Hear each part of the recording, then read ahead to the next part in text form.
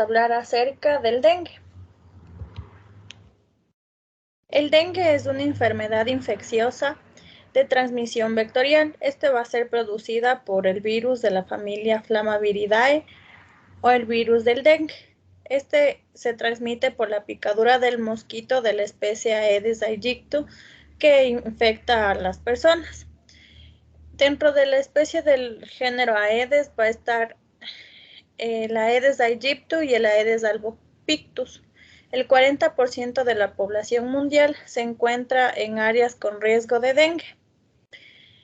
El dengue va a presentar 4 serotipos, que va a ser el DEN 1, DEN 2, DEN 3 y DEN 4. Por esta razón, una persona puede infectarse por el virus del dengue hasta 4 veces en su vida. La enfermedad va a empezar abruptamente y esta va a pasar por 3 fases, que es una fase febril, una fase crítica y una fase de recuperación. En cuanto a su cadena epidemiológica, se va a necesitar de un vector, que va a ser la hembra del mosquito Aedes, y el huésped, un hombre sano.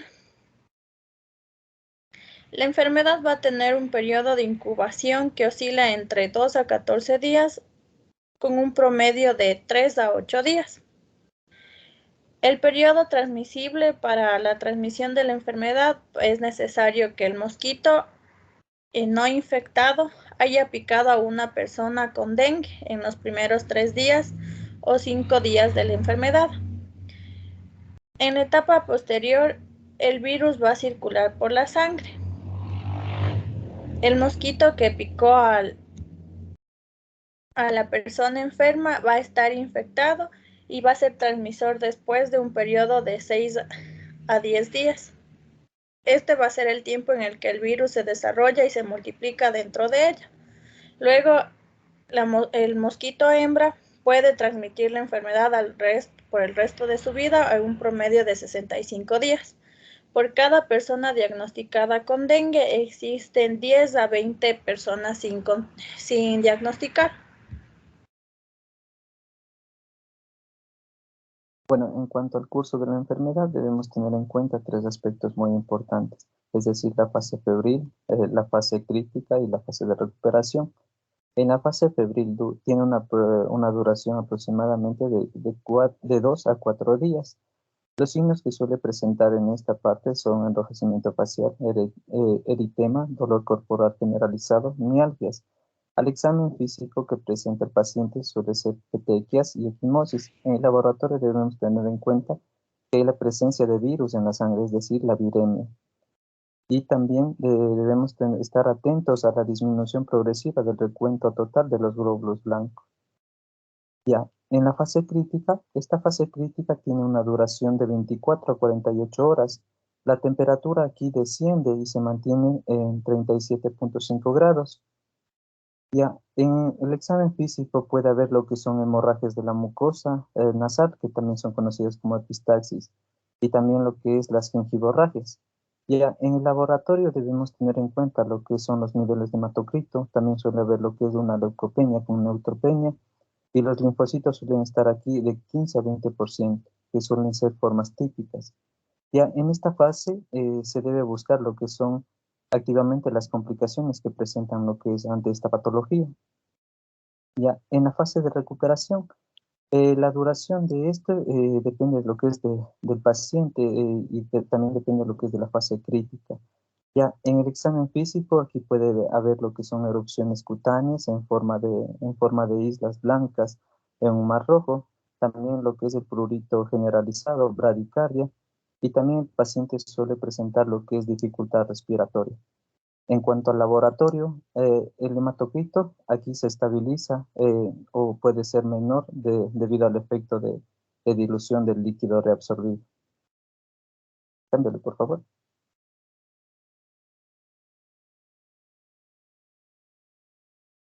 Ya, bueno, aquí se encuentra lo que es de manera más resumida lo que es el curso de la enfermedad, que se divide en lo que es en 3 fases, como es la fase febril, la fase crítica y la fase de recuperación.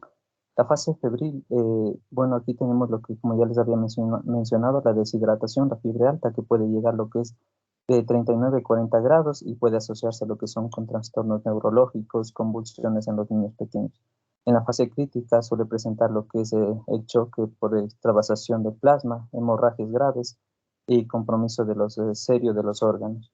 Y en la fase de recuperación, cuando hay una hipovolemia, si la terapia intravenosa de fluidos ha sido excesiva o se ha extendido en todo en este periodo de este tipo de patologías.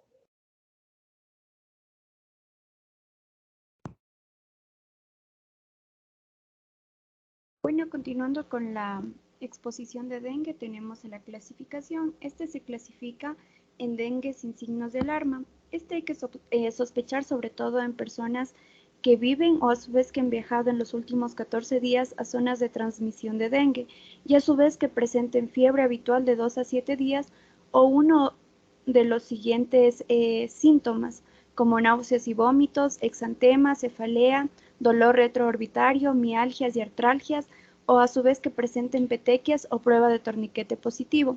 También hay que pensar de un paciente que tiene dengue sin signos de alarma, sobre todo en niños que presenten un cuadro febril agudo de 2 a 7 días y a su vez que no presente un foco aparente. Ya, otra de la clasificación de dengue es el dengue con signos de alarma. En todo caso de dengue que cerca de la caída de fiebre presente uno o más de los siguientes signos: dolor abdominal intenso o a su vez presente dolor abdominal a la palpación, vómitos persistentes, que presente una acumulación de líquido como ascitis o derrame pericárdico, sangrado de mucosas, letargo o irritabilidad, hipotensión postural, hepatomegalia más de 2 centímetros o aumento progresivo del hematocrito. Y por último tenemos lo que es el dengue grave.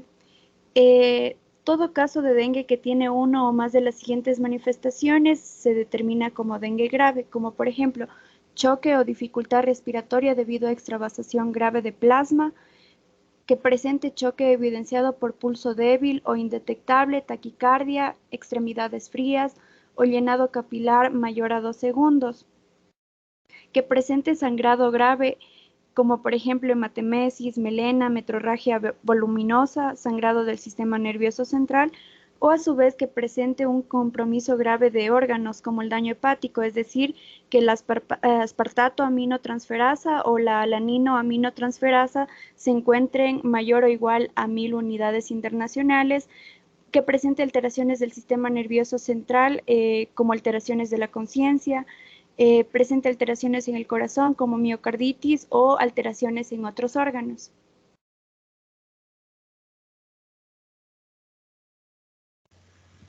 La atención y el tratamiento de los casos, estos van a estar en dependencia de la prestación de los buenos servicios en todos los niveles de atención, desde el primero al tercero. La reducción de la mortalidad por dengue va a requerir de un proceso organizado que garantice el reconocimiento temprano, tratamiento y remisión, abordando los casos de forma oportuna.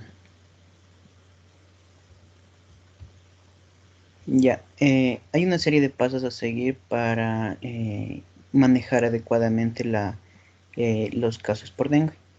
En primer lugar está la evaluación general.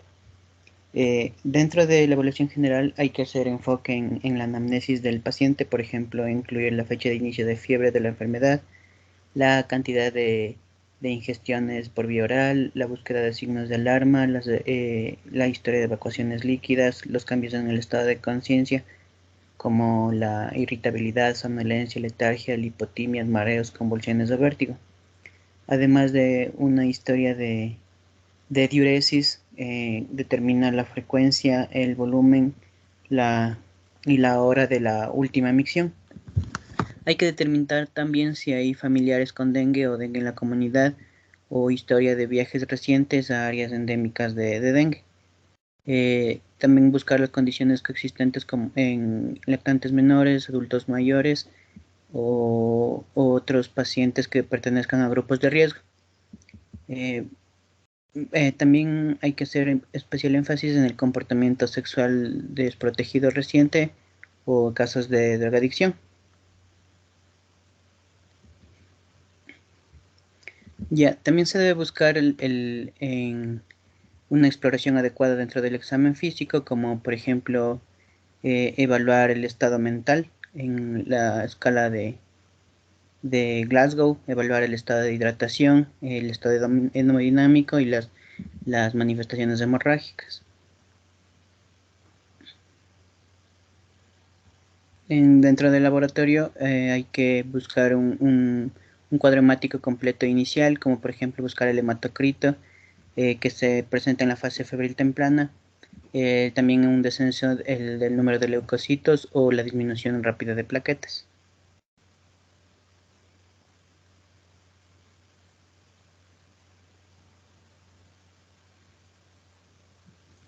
Ya, el segundo paso a seguir es el diagnóstico basado en los cuadros de la anamnesis, además de lo que he encontrado en el examen físico y los resultados del laboratorio.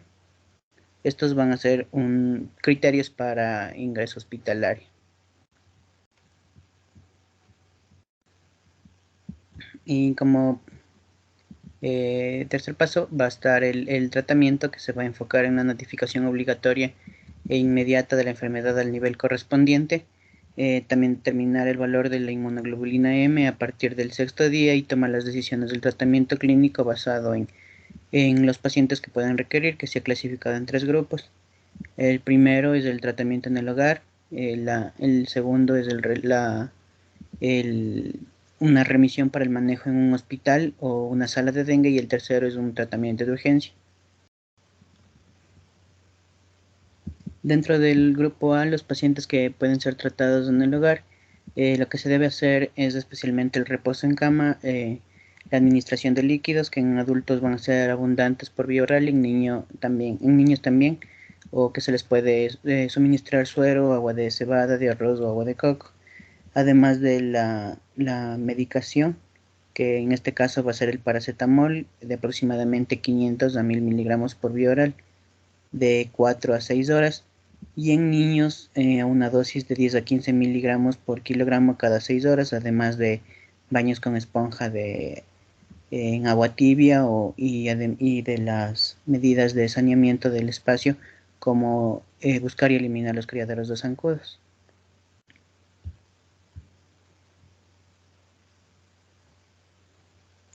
En el grupo B, los pacientes con signos de alarma o condiciones asociadas, el plan de acción se clasifica dependiendo de los signos de alarma.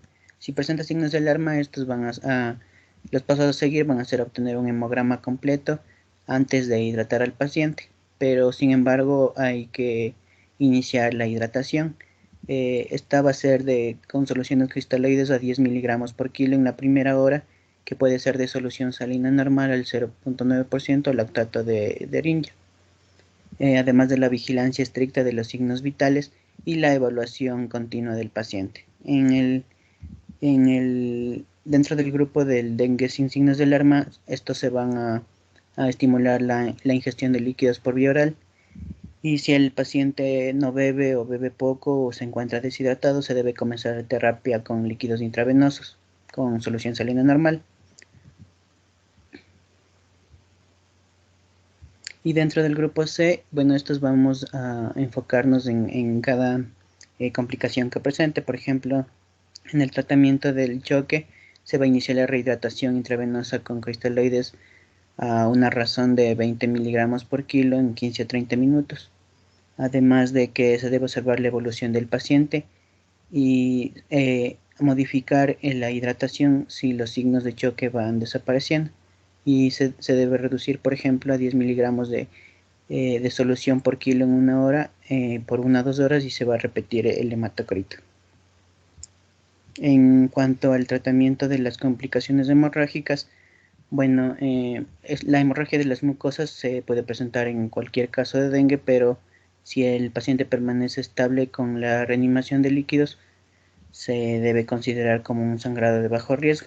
Por lo general, el sangrado mejora rápidamente durante las fases de recuperación. Si es que se presentara un caso de trombocitopenia profunda, se debe ordenar reposo estricto en cama y medidas de protección contra los traumatismos para así evitar el riesgo de sangrado. Nunca se deben aplicar inyecciones intramusculares, especialmente para evitar los hematomas. Y cuando se presenta un sangrado importante, el, el- generalmente este suele ser de origen digestivo o en las mujeres adultas que puede ser de origen vaginal. Ya, por otra parte, las transfusiones de sangre salvan muchas vidas y deben indicarse tan pronto como se sospeche o se compruebe una hemorragia grave, pero esta debe hacerse con cuidado para evitar la sobrecarga de líquidos.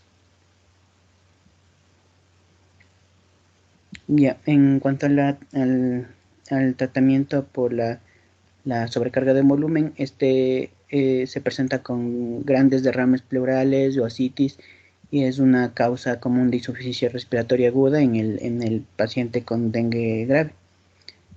Bueno, el plan de acción en estos casos es que la terapia de oxígeno debe administrarse de inmediato.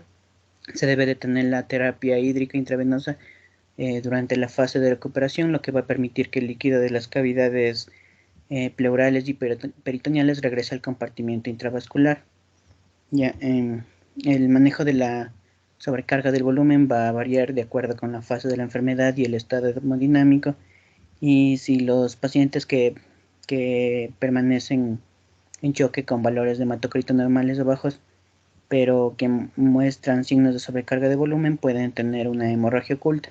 Y si se continúa con infusiones de grandes volúmenes de líquidos intravenosos, solamente se van a obtener resultados más adversos y empeorar al paciente. Y bueno, en las otras complicaciones del dengue, tanto la hiperglicemia como la hipoglucemia se van a presentar, pueden ser posibles incluso en ausencia de diabetes mellitus, con uso de agentes antidiabéticos o los dos. En casos graves de dengue también se observan con frecuencia las alteraciones de los electrolitos y desequilibrios de ácidos básicos, que van a estar relacionados probablemente con las pérdidas gastrointestinales por vómito, diarrea, o que bien pueden ser producidos por el uso de las soluciones hipotónicas que se utilizan en la reanimación o en la corrección de la deshidratación. También se pueden presentar hiponatremia, hipopotasemia, hiperpotasemia, desequilibrios del calcio sérico y la acidosis metabólica. Se debe estar, por otra parte, muy alerta para identificar las infecciones concomitantes o las infecciones nosocomiales.